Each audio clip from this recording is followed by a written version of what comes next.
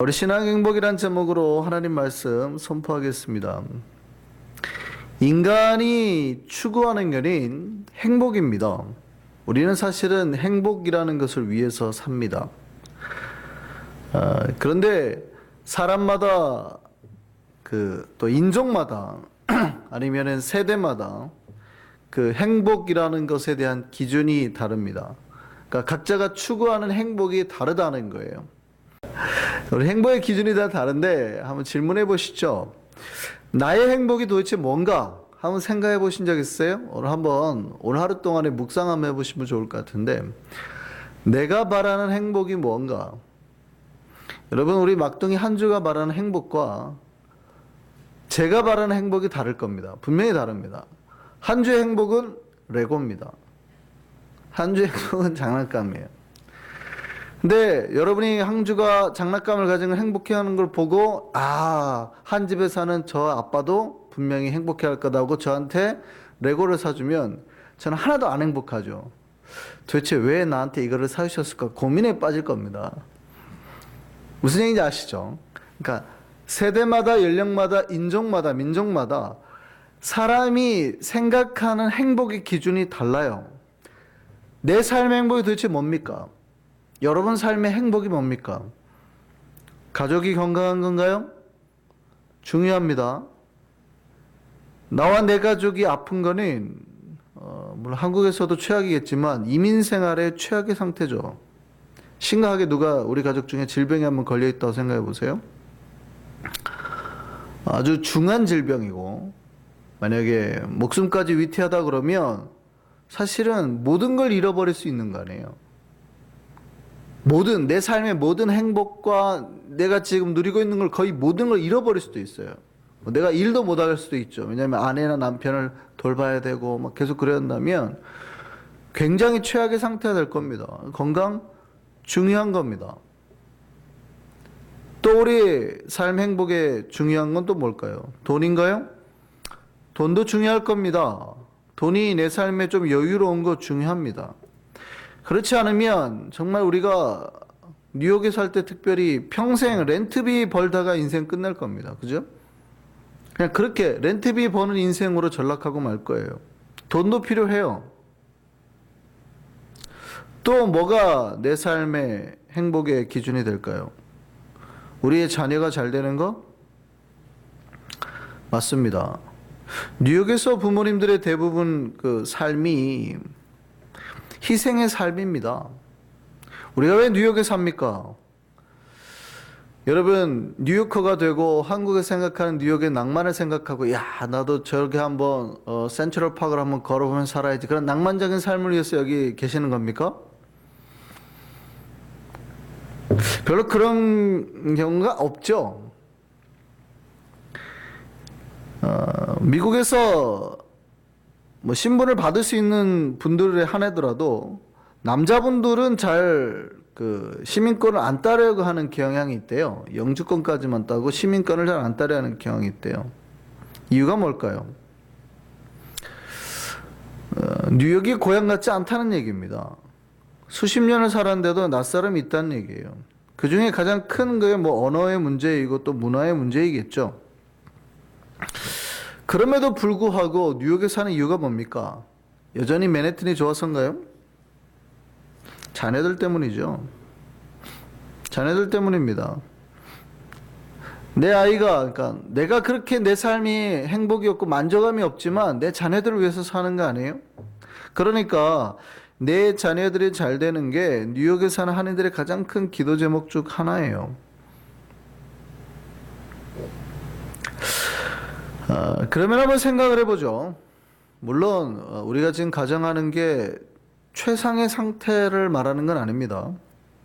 그러니까 나에게 내가 행복하다고 하는 것들이 주어졌을 때, 내가 행복하다고 생각하는 기준들이 채워졌을 때를 얘기하는 건데, 그렇다고 해서 내가 재벌이 됐다거나 몸이 건강한데 막 거의 선수급의 건강이나 선수급의 몸에 왕자가 새겨진 몸이나 이런 게 아니죠. 그리고 내 아이가 하버드에 어디 미국 장관이 돼 있거나 이런 게 아닙니다. 그런 게 아니지만 자, 여러분이 생각하는 어느 정도의 상태가 유지됐다고 생각해 보죠. 지금 나와 우리 가족이 건강합니다. 경제적으로도 재벌은 아니지만 먹고 살 만큼 됩니다. 그리고 우리 아이들이 뭐 아주 크게 잘 되진 않았지만 특별히 우리 아이가 뭐 사고 치지 않고 뭐 특별히 뭐 범죄를 저지르지 않고 약하지 않고 잘 살아줬어요. 자, 어느 정도의 내가 생각하는 행복의 조건이라는 게 갖춰졌습니다. 자, 그러면 만약에 내가 그렇다고 한다 그러면 내가 지금 행복할까요? 행복하지 않을까요? 여러분, 제가 이 질문을 할 때 쉽게 예라고 대답할 수 있을까요? 아니죠. 예. 그렇게 대답하기가 쉽지 않습니다. 크리스천이라면 더욱 그렇습니다. 왜냐하면 그게 참 행복이 아니기 때문이에요.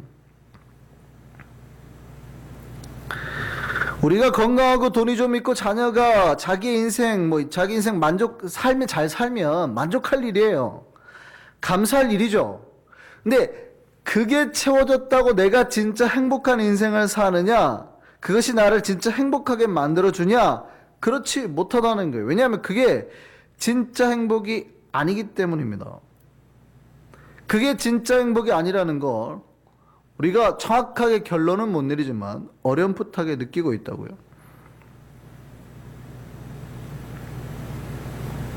물론 행복이 아니라고 말하기에는 그 어느 것 하나가 빠져도 금방 최악의 문제가 발생할 것 같아서 우리가 그렇게는 말을 못하는 거죠. 그래도 있긴 있어야 될 것 같아요 라고 말을 하죠. 그죠? 그렇지만 그렇다고 해서 그게 채워졌다고 해서 그것으로 내가 행복하다고 말하기에는 뭔가 좀 이상하다 이 말이죠. 그죠? 우리가 그걸 느낀단 말이죠. 우리는 영적인 민감함이 있으니까. 오늘 제가 이성규의 찬양 잘했다고 말씀하신 이유는 그 찬양 가사가 주 예수보다 더 귀한 거 없다 그러잖아요. 근데 3절 가사 아까 뭐였어요? 이 세상 행복과 바꿀 수 없다. 이 세상 행복들이 우리에게 필요하다는 건 저도 알고 여러분도 알죠. 돈도 필요하고 건강도 필요하고 아이들이 잘 되는 건 당연히 우리가 꿈꾸는 거지만 그렇다고 해서 이 세상 행복이 주 예수 그리스도보다 위에 있지는 않다라는 걸 신앙인들은 안다 이 말이에요. 그 얘기는 비록 내가 좀 아플 수도 있고 돈이 부족할 수도 있고 내 아이들에게 문제가 있을 수 있지만 주 예수 그리스도를 믿고 있다면 그것이 나에게 가장 귀하기 때문에 이 세상에서 가장 귀한 복을 받았기 때문에 이 세상의 행복이 좀 덜 채워지더라도 만족할 수 있다 이 말이죠. 우리는 신앙인이기 때문입니다. 많은 사람들이 신앙인은 욕심 없고 바라는 거 없는 사람이라고 생각하는 경우가 있습니다. 아까 이 세상 어떤 행복보다 주님이 더 중요하다고 생각하니까 어떻게 생각하냐면 세상 사람보다 욕심 없이 사는 게 크리스천들이죠. 세상에 욕심을 안 내니까. 그러니까 신자들은 아무런 바라는 거 없는 그냥 마음이 텅 빈 사람이라고 생각하는 경우가 있어요. 그런데 여러분 정확하게 아셔야 돼요. 그렇게 생각하면 신자들이 되게 무기력해집니다. 교회 안에 신자들을 보면 간혹 무기력해지는 경우가 있어요. 뭐 아무것도 안 하려고 하는 거죠. 근데 신자는요, 사실은 세상 사람들하고는 비교도 안 될 만큼 강력한 욕구로 가득 찬 사람입니다. 우리가 욕구에 대해서 좀 살펴볼 필요가 있습니다. 프로이트라는 유명한 심리학자죠. 여러분 많이 들어보셨을 텐데 이 프로이트가 인간의 심리에 세 가지가 있다고 했습니다. 제가 언젠가 말씀드린 적이 있는데 좀 어려운 말 같아도 한번 잘 기억해 보세요. 첫 번째가 이드고, 두 번째가 에고고, 세 번째가 슈퍼에고입니다. 좀 작아지는 것 같아요. 다시. 그런데 이드와 에고가 슈퍼에고가 있는데 뭐 쉽게 제가 설명을 해드릴게요. 제가 헬라어로 에고에임이 설명드린 적 있죠. 예수께서 나는 뭐뭐다라고 말할 때 에고에임입니다. 그러니까 에고라는 거는 뭘 말하냐면 I예요, I. 그냥 나. 그래서 심리학에서 에고는 자아를 말합니다. 나. 그러니까 내가 있다고 생각해 보세요. 에고인 내가 있어요. 자아, 내가 있어요. 근데 나를 이끄는 이드가 있어요. 이드는 욕구입니다. 뭔말 하고 싶어하는 욕구. 내 안에는 항상 이드가 있어요. 욕구. 우리가 보통 몇 가지 욕구, 뭐 4대 욕구, 5대 욕구 말하죠. 식욕, 밥을 먹고 싶은 거예요. 수면욕, 잠을 자고 싶은 거예요. 성욕, 아니면은 재물, 권력, 이런 것들에 대한 욕구가 있어요. 자기 성찰에, 자기 성취에 대한 욕구가 있단 말이죠. 이런 욕구들이 이듭니다. 그런데 이 욕구에는 브레이크가 없어요. 내가 밥을 먹고 싶은데 내가 한 그릇 먹고 났더니 그래도 더 먹고 싶은데 더 이상 밥이 안 남은 거예요. 그럼 이들은 어떻게 합니까? 옆에 있는 사람의 뒤통수를 때려가지고 그 사람이 먹고 있는 밥을 뺏어서 먹게 한단 말이죠. 이게 이드예요. 그러니까 이드는 정말 내가 욕구를 하게 하는, 이 내가 하고자 하는 어떠한 그 충동, 이거를 만들어내는 겁니다. 내가 연애를 하고 싶어요. 근데 연애를 하고 싶은데 옆에 있는 친구 애인이 더 예뻐요. 그럼 어떻게 합니까? 뺏어버리는 거죠. 왜냐하면 그 욕구니까. 이드입니다. 인간은 이 이드에 따라서 움직인다는 거예요. 프로이드가 보기에는. 그런데 이때 개입하는 게 슈퍼에고입니다. 보통 초자라고 하죠. 그러니까 내가 있는데 나를 다스릴 만한 초월적인 어떤 의식 같은 게 있는 거예요. 그게 윤리의식이고 도덕적 의식입니다. 그러니까 이 욕구를 따라서 내가 가지 않도록 나를 붙드는 거죠. 그러니까 내가 있고 나를 움직이는 욕구가 있고 이 욕구를 절제하는 다른 어떠한 내 속에 마인드가 있다는 거예요. 종교는 뭡니까? 이 초자를 극도로 발달시키는 작업을 하는 거예요. 그러니까 종교인들은 뭐가 발달되어 있어요? 이 초자가 굉장히 발달되어 있습니다. 그러니까 절제하는 능력, 윤리적인 의식이 일반 사람들도 훨씬 높아 있습니다. 이거에 대한 훈련을 평생 받기 때문에 굉장히 높아 있죠. 세상 사람들은 자기 욕구를 따라 삽니다. 오늘 아침에 제가 새벽 기도회로 나오는데 어젯밤에 제가 들어가면서 감사했어요. 우리 동네가 주차하기가 힘든데 어떻게 밤에 됐더니 그래도 아주 가까운데 집 근처에 딱 자리가 난 거예요. 감사하다. 그리고 아침에 일찍 눈이 떠져서 오늘은 좀 일찍 가서 추우니까 차를 좀 데펴놔야 되겠다 하고 일찍 나왔습니다. 웬걸 집 문을 열고 내려오자마자 뭔가 분위기 이상한 거죠. 2층인데 저희 집이 이렇게 밑을 딱 내려오는데 뭔가 느낌이 스산해요. 뭐가 있다. 1층에 사람이 있는 거예요. 새벽 시간인데. 저희 아파트는 현관이 이제 문이 잠겨서 못 들어오게 밖에 돼 있는데 그 안에 1층 바닥에 느낌 이상하다 이렇게. 이렇게 봤더니 사람이 쓰러져 있는 거예요. 깜짝 놀랐습니다, 정말. 봤더니 어떤 할아버지 한 분이 만취가 돼가지고 완전 인사불성이 돼가지고 이탈리아 분 같기도 하고 스페인 분 같기도 하고 알고 봤더니 바로 저희 옆집이더라고요. 저도 깜짝 놀랐어요. 제가 거기서 한 4년을 넘게 살았는데 몇 번 뵌 것 같아요. 근데 저희 아내한테 물어봤더니 아내는 자주 봤다고 그분 오래 사셨다 그러더라고요. 근데 그분이 그러시더라고요. 못 일어나요. 제가 아무리 손을 잡고 이렇게 해도 키는 작으신데 몸무게가 얼마나 무거운지 제가 힘이 없는 편이 아닌데 아무리 잡아 끌어도 사람이 또 이렇게 축 처진 몸이 이렇게 안 일어나지더라고요. 20분을 싸웠습니다. 20분을. 도저히 안 돼가지고 아내를 불렀죠. 그 양쪽에서 팔을 부축하고 겨우 이렇게 세워서 어떻게 뭐 가방 챙기고 옷 챙기고 해가지고 겨우겨우 한데 20분 걸렸어요. 사람이 뭡니까? 내가 먹고 싶은 만큼 마시고 싶은 만큼 마시는 이게 이드입니다. 이드를 따라 살면 우리는 내가 하고 싶은 대로 하는 거예요. 이드가 그걸 우리를 이끄는 거죠. 내가 하고 싶은 걸 다 이끌어가는 게 이드예요. 그런데 여러분 생각해 보실 필요가 있어요. 종교는 이 이들을 억압하는 거죠. 슈퍼에고가 강하니까. 그러면 생각해 보죠. 이 욕구가 나쁜 걸까요? 뭔가를 하고자 하는 욕구가 나쁜 건가요? 천만에입니다. 여러분, 욕구는 인간이 살아가게 하고 움직이게 하고 자손을 낳게 만드는 원동력이에요. 그러니까 욕구는 굉장히 좋은 겁니다. 여러분, 식욕이 더 이상 발동하지 않는 사람은 밥을 먹으려 하지 않아요. 그거 죽는다는 얘기입니다.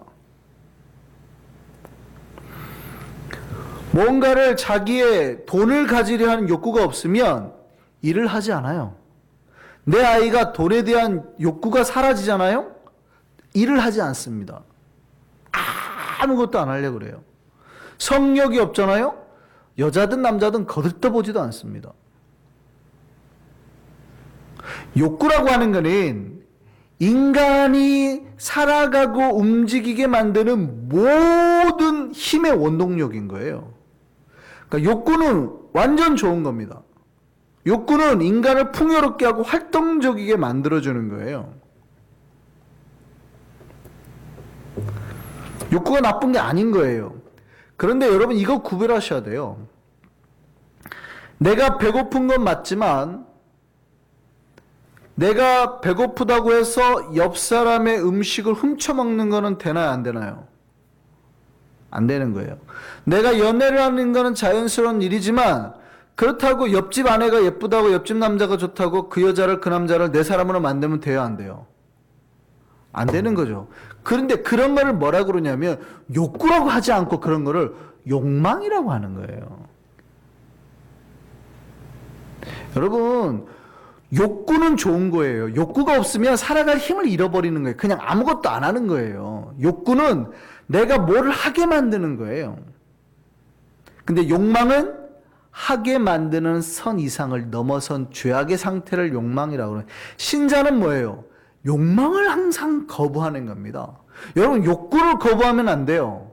욕구를 거부하는 건 병이 들었다는 거예요. 여러분이 밥을 안 먹은 건 병이 든 거예요. 여러분이 어떤 성욕이 없는 건 병이 든 거예요. 건강상의 이상이 온 거예요.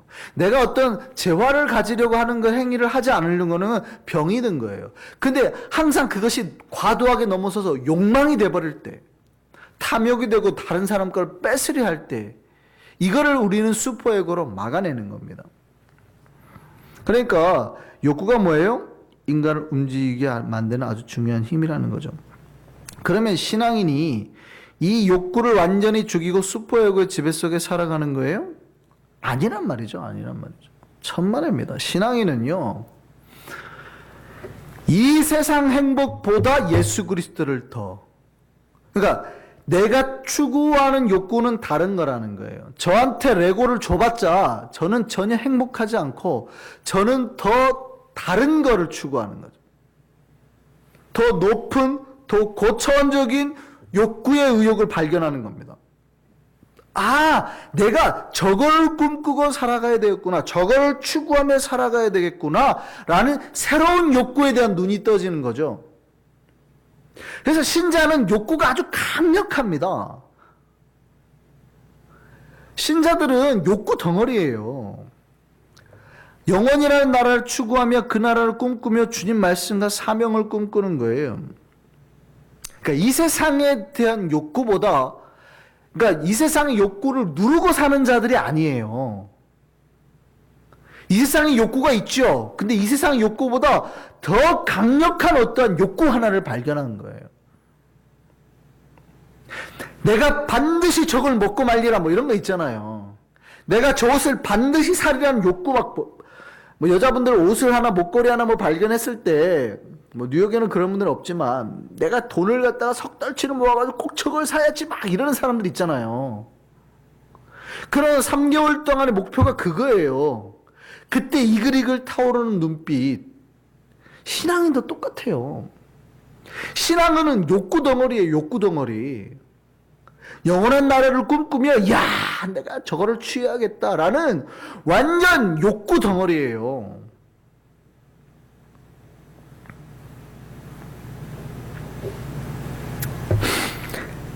다른 세상 사람들은 모릅니다.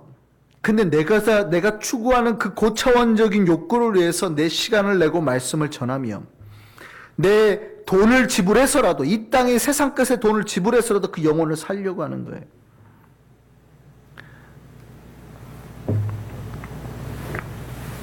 세상 사람들은 내가 느끼는 그 욕구를 전혀 느끼지 못하죠. 왜냐하면 그게 어떤 건지 알지도 못하고 깨닫지도 못하거든요. 여자분들이 남자가 자동차를 막 촉하고 이런 거 잘 모르잖아요. 이해 못하잖아요. 뭐 우리가 좋아한다는 게 아니라 보통 남자들은 컴퓨터 화면에 항상 람보르기니 뭐 이런 스포츠 세단 쫙 하고 있거든요. 그거를 좋아하는 이유를 여자들은 전혀 이해를 못하죠. 미친 것들 지들이 가지지도 못할 거면서 맨날 쳐다만 보고 있어 이런단 말이죠. 저도 그런 욕구가 있어요. 제가 차를 되게 좋아하기 때문에 멋진 자동차 세대 옛날에 막 대학 때는 막 컴퓨터 화면에 깔아놓고 막 이랬거든요. 여자분들 이해를 못하잖아요. 근데 남자도 똑같습니다. 저거 먹지도 못하고 저거 돈도 안 되는 돌멩이를 뭐 예쁘다고 목에 차고 있는지 이해를 못하는 거죠. 색깔만 빨갛지 저거를 왜 차고 있는지 저 돈을 주고 아니 100만 원을 주고 저 요만한 다이아라고 하는 저거를 살 바에야 차라리 100만 원짜리 컴퓨터를 사서 3년 동안 열심히 쓰는 게 낫지. 저거를 사가지고 목에 걸고 다니네. 이해를 못하는 거죠. 남자들은. 그냥 좋다고 하니까 맞춰줘야지라고 하는 거지 이해를 해서 맞춰주는 건 아니거든요. 남자들이 보기에는 완전 약간 좀 미친 게 아닌가 하는 생각이 들 정도예요. 왜냐면 이거를 이 돌멩이 길 가다가 이런 돌멩이를 주고 이걸 100만 원을 주고 사겠냐고요. 근데 돌멩이를 하더니 목에 걸고 다니는 거 되게 이상한 거거든요. 여자분들은 안 이상할지 모르지만 남자들이 보기에는 이거를 100만 원을 주고 사는 거예요. 서로 이해가 안 되는 거거든요. 왜냐하면 꿈꾸는 욕구가 다르니까 그래요. 신자들은 욕구 없이 사는 자들이 아니에요. 여러분 우리가 욕구 없이 그냥 대충 사는 게 아니라 그 영원한 것에 대한 아주 강력한 욕구가 있으니까 세상 것을 포기하더라도 그거를 취하는 자들입니다.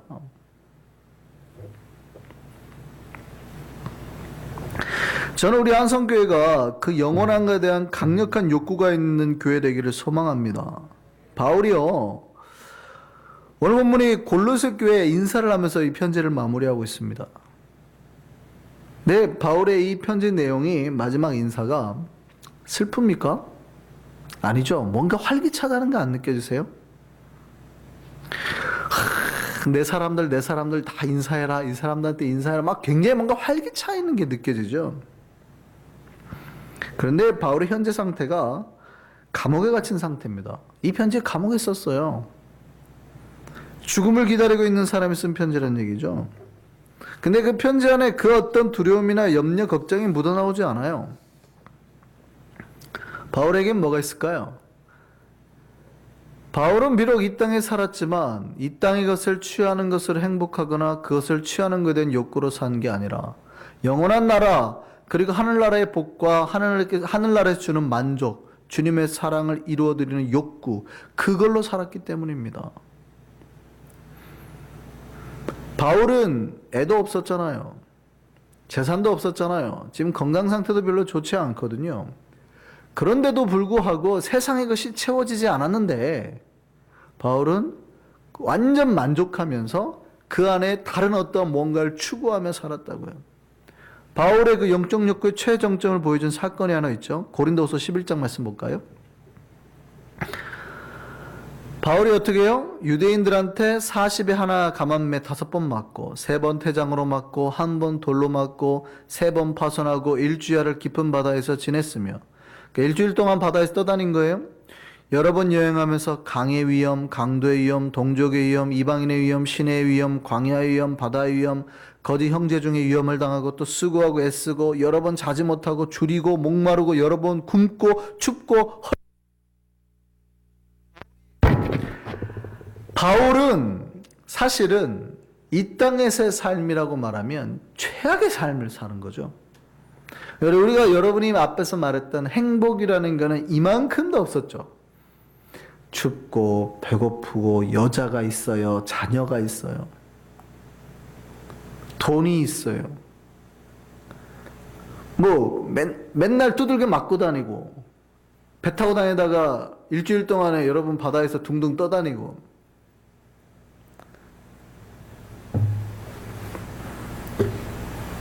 왜 그랬을까요? 그가 지금 슈퍼에고 때문에, 신앙 때문에 내가 세상 걸 취하고 싶은데, 나도 결혼하고 싶은데, 나도 돈 갖고 싶은데, 막 그거를 절제하고 누르고 막 이렇게 슈퍼에고로 막 억누르고 사는 것 같아요? 목사님, 저 갖고 싶지만 예수 믿으니까 막 누르고 살아요. 뭐 이러는 것 같아요?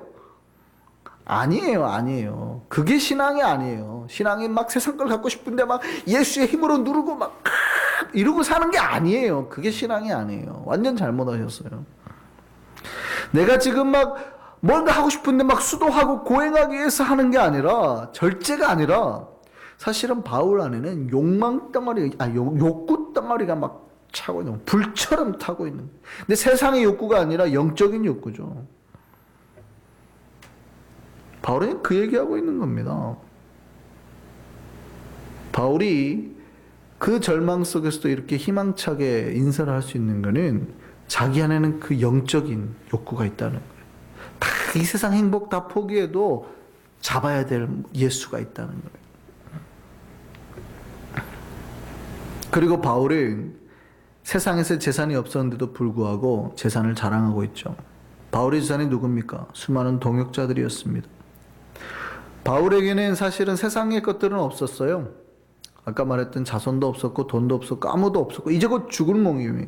그런데 바울은 그런 자기 환경을 탓하지 않죠. 그리고 오히려 자기의 재산을 소개하는, 알려주는데 동역자들은 자기의 신앙의, 자기의 영적인 열매들.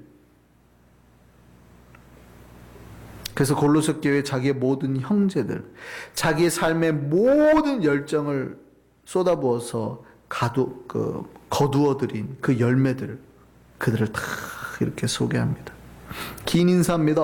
우리가 상당히 긴 절을 읽었죠. 7절부터 18절까지. 근데 그 모든 열매들을 거둬들이고 그것을 소개하면서 행복해하고 있어요. 이들에게 인사해라. 이들은 내가 지금까지 수고해서 거둬들인 내 누구야. 이들은 내가 지금까지 어떻게 전도해서 하는 누구야. 저들은 얼마나 사역을 열심히 하는지, 나를 이렇게 돕고 있는 누구야. 이런 걸로 행복해 하잖아요.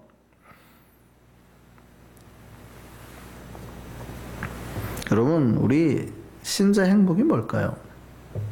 여러분 지금 무엇을 행복이라고 생각하면서 살아갑니까? 여러분 지금 어떤 것에 욕구를 가지며 살고 있습니까? 1년 동안 돈 모아서 가방을 사는 게 우리 행복일까요? 3년 동안 저축해서 멋진 자동차를 사는 게 우리의 행복일까요? 여러분, 진짜 행복, 영원한 행복을 가질 수 있는 우리가 되기를 바랍니다.